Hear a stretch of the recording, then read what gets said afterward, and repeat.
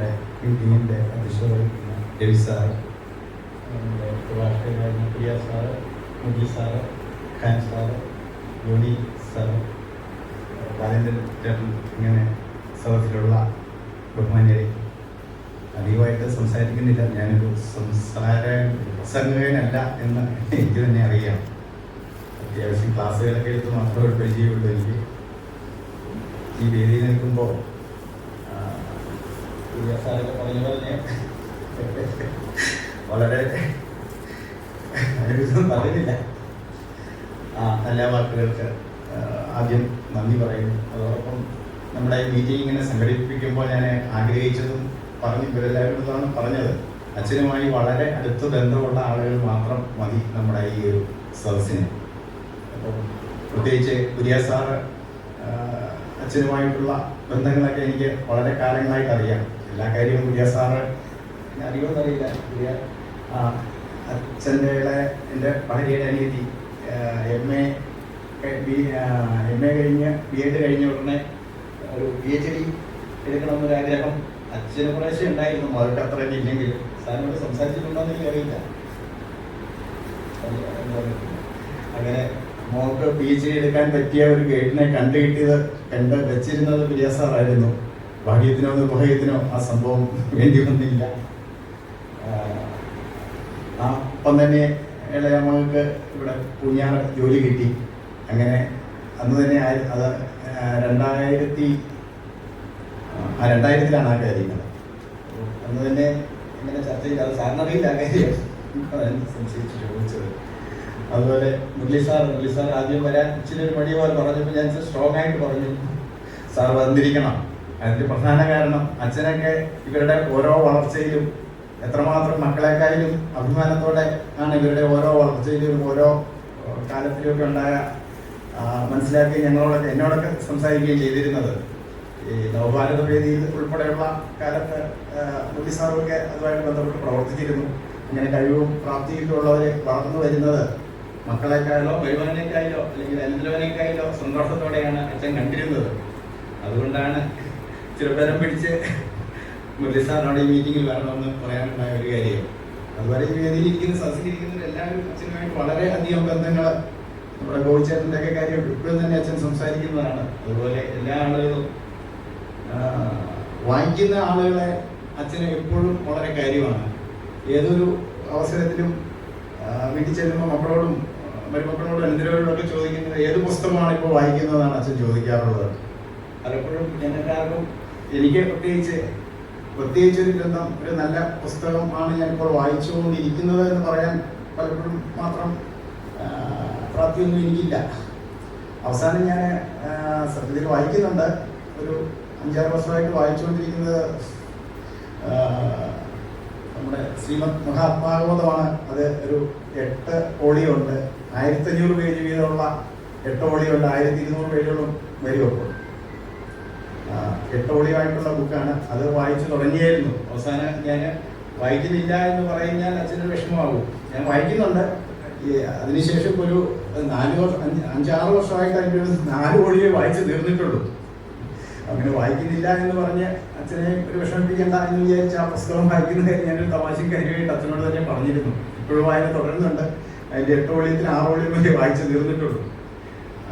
വായിക്കുന്ന ആളിന് ഇപ്പോഴും അച്ഛന് ഭയങ്കര കാര്യമാണ്. നമ്മളതുപോലെ ആൻസി ടീച്ചർ പറഞ്ഞ കാര്യങ്ങളൊക്കെ അച്ഛൻ്റെ അശീലിക പതിപ്പെന്ന് പറഞ്ഞൊരു ബുക്ക് ഇറങ്ങിയിട്ടുണ്ട്. അത് വളരെ ലിമിറ്റഡ് കോപ്പികളെ ഉണ്ടായിരുന്നുള്ളൂ. ആ കഥകളൊക്കെ ഇതിൽ പറയുന്നുണ്ട്. ഇവിടെ അനുസ്മരിച്ച പല കാര്യങ്ങളും അച്ഛൻ്റെ ഒരു അഭിമുഖം, ഒരു ആത്മകഥ എഴുതണം എന്നൊക്കെ ഞങ്ങളൊക്കെ കുറേശ്ശൊക്കെ പ്രോത്സാഹിപ്പിച്ചിരുന്നു. പക്ഷെ അതിൽ അച്ഛൻ വശംബദനായില്ല. 80-ാം വയസ്സിൽ അശീലിക പതിപ്പെന്നൊരു പതിപ്പ് ഇറക്കിയിരുന്നു. അതിൻ്റെ കാര്യങ്ങളൊന്നുകൂടെ പറഞ്ഞാൽ അതിൽ പ്രധാനമായിട്ടും ഈ പതിപ്പ് ഇറക്കുന്നതിലും അതുപോലെ ഖലീൽ ജിബ്രാൻ്റെ കഥകൾ ഒക്കെ എഴുതുന്നതിൽ അച്ഛനെ ഏറ്റവും പ്രചോദിപ്പിച്ചത് ഒരു ഫാദർ വെള്ളാപ്പള്ളി അച്ഛനാണ്. George D. വെള്ളാപ്പള്ളി എന്ന ഒരച്ഛൻ. ഇവർ ഏകദേശം സമകാലികരാണ്. ഉണ്ടായിരുന്നെങ്കിൽ 2 പേർക്കും 90 വയസ്സ് കണ്ടേനെ. കഴിഞ്ഞ ജൂലൈയിൽ അദ്ദേഹം മരണപ്പെട്ടു. ഈ അച്ഛൻ കൂടെ വീട്ടിൽ വരികയും ഇവർ തമ്മിലുള്ള സംഭാഷണം 2-3 തവണ ഞാൻ നേരിട്ട് കണ്ടിട്ടുള്ളൂ. എല്ലാ മാസങ്ങളും ഇവർ ഓരോ കാർഡിൽ കത്തുകളായിരിക്കും. അങ്ങോട്ടും ഇങ്ങോട്ടും പോസ്റ്റ് കാർഡ് 15 വയസ്സിലെ കാർഡിൽ അപ്പോൾ ആ പുസ്തകം എഴുതാനൊക്കെ ഉണ്ടായിരുന്ന പ്രചോദനം ഇപ്പോഴത്തെ പറയുന്ന രീതിയിൽ ഇൻസ്പയർ ആയിട്ടുണ്ടായിരുന്ന ആൾ ഈ വെള്ളാപ്പള്ളി അച്ഛനാണ്. അദ്ദേഹം കഴിഞ്ഞ ജൂലൈയിൽ മരണപ്പെട്ടു. ചീങ്കല്ലയിലാണ്, കാഞ്ഞിരപ്പള്ളി രൂപതയാണ്. നമ്മൾ പല രൂപതക്കാർക്ക് അത്ര പരിചയമുണ്ടാകണമെന്ന് തോന്നുന്നില്ല അച്ഛന്. ചീങ്കല്ലയിലാണ് അച്ഛൻ്റെ വീട്. അറിയാറില്ലല്ലോ, ഇവരെ ഒരുമിച്ചൊക്കെ പല വേദികളുണ്ടായിട്ടും പല ബുക്കുകളിലും പറയുന്നുണ്ട്. മുരളി കലവൻ സാറും ഈ വെള്ളാപ്പള്ളി അച്ഛനൊക്കെ. അദ്ദേഹം ഒരു വീട്ടിലെ ഏക മകനാണ്.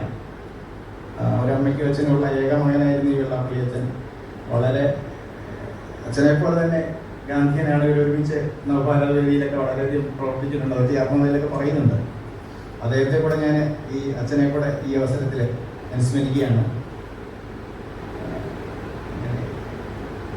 കൂടുതൽ പറഞ്ഞ് ബുദ്ധിമുട്ടിക്കണമെന്നില്ല. 12 മണിയോടുകൂടി നിങ്ങളെയൊക്കെ ഒഴിവാക്കി തരാം. കാലാവസ്ഥ വളരെ മോശമെന്നറിയാം. അങ്ങനെയാണ് നമ്മൾ ഈ ചെറിയ മീറ്റിംഗ് അറേഞ്ച് ചെയ്തത്. ഇതിൽ അധ്യക്ഷത വഹിച്ച രവി സാറിന് എല്ലാവിധ നന്ദിയും അറിയിക്കുന്നു. അതുപോലെ നമ്മുടെ പുസ്തകം പ്രകാശനം ചെയ്യുകയും വളരെ വാക്കുകൾ എന്നെക്കുറിച്ച് പറഞ്ഞ് വിരാജ് സാറിന് എല്ലാവിധ നന്ദിയും അറിയിക്കുന്നു.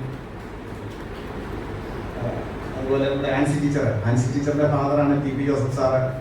ടി.പി. ജോസഫ് സാറാണ് അച്ഛനെ ചെറുപ്രായത്തിൽ തന്നെ ഏറ്റവും കൂടുതൽ ഇൻസ്പയർ ചെയ്തത്. ആ കഥകളൊക്കെ പല പ്രാവശ്യം നമ്മുടെ ഈ ബുക്കിലുണ്ട്. അശ്വതിപതിൽ അതൊക്കെ പറയുന്നുണ്ട് അച്ഛൻ്റെ ഒരു ഇൻ്റർവ്യൂയിൽ.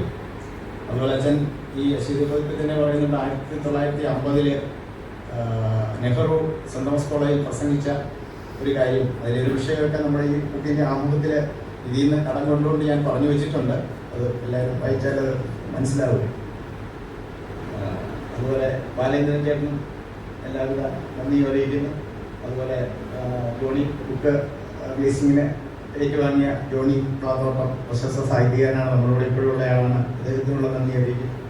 അതുപോലെ മംഗലശ്ശേരി സാറിനും എല്ലാവിധ നന്ദി അറിയിക്കുന്നു. അതുപോലെ ഫ്രണ്ടിലിരിക്കുന്ന എല്ലാവർക്കും പേരെടുത്ത് പറയാൻ എനിക്ക് അറിയാവുന്ന ആളുകളാണ്. എല്ലാവർക്കും നന്ദിയും കടപ്പാടും അറിയിക്കുന്നു. അതുപോലെ നമ്മുടെ പ്രായത്തിൻ്റെ പ്രശ്നം ഇവരോടൊന്ന് പറയണമെന്ന് ഞാൻ വിചാരിച്ചു. കഴിഞ്ഞ വർഷം ഈ മീറ്റിങ്ങിൽ പങ്കെടുത്ത അധികം പ്രായമുള്ളവരല്ല, അവർ 70-നും 75-നൊക്കെ ഇടയ്ക്ക് പ്രായമുള്ള കഴിഞ്ഞ വർഷം പങ്കെടുത്ത 4 പേർക്ക് വരാൻ സാധ്യതയില്ല. ഞാൻ വരാനോ നടന്നു കയറാനോ സാധ്യമല്ലാത്ത രീതിയിൽ അച്ഛൻ്റെ അയൽവക്കംകാരായിട്ടുള്ള ആളുകളെ കണ്ടിരുന്നു. അപ്പോഴാണ് ഓർക്കുന്നത് നമ്മുടെയൊക്കെ ഭാഗ്യം. ഒരാൾക്ക് പാർക്കിൻസൺസ് എന്നുള്ള ആ രോഗത്തിലോട്ട് കടന്നു, ഒരാൾക്ക് ക്യാൻസറാണ്, ഒരാൾക്ക് കാലം മുഴുവൻ നീരാണ്. ഒരു വീട്ടിൽ നിന്ന് ഇറങ്ങി പുറത്തു വരില്ല. അധികം പ്രായമുള്ളവരല്ല, ഒരു 65-70-72 പ്രായത്തിലുള്ള ആളുകളുടെ കാര്യങ്ങളാണ്. അപ്പോൾ അത് ഞാൻ പറയാൻ കാര്യം, ഇതുപോലെ നമ്മളെപ്പോലെ ആരോഗ്യമുള്ളവർ വീട്ടിൽ ചടഞ്ഞുകൂടി ഇരിക്കാതെ ഉള്ള സമയത്തിന് എന്തെങ്കിലും കാര്യങ്ങളൊക്കെ ചെയ്തില്ലെങ്കിൽ ഉള്ള പ്രശ്നം വിശദീകരിക്കേണ്ടതല്ലല്ലോ ഈ അവസരം. അതുകൊണ്ടൊന്ന് ഓർമ്മപ്പെടുത്തിക്കൊണ്ട് ഈ മീറ്റിങ്ങിൽ പങ്കെടുത്ത എല്ലാവർക്കും നന്ദി പറഞ്ഞുകൊണ്ട് അവസാനിപ്പിക്കുന്നു.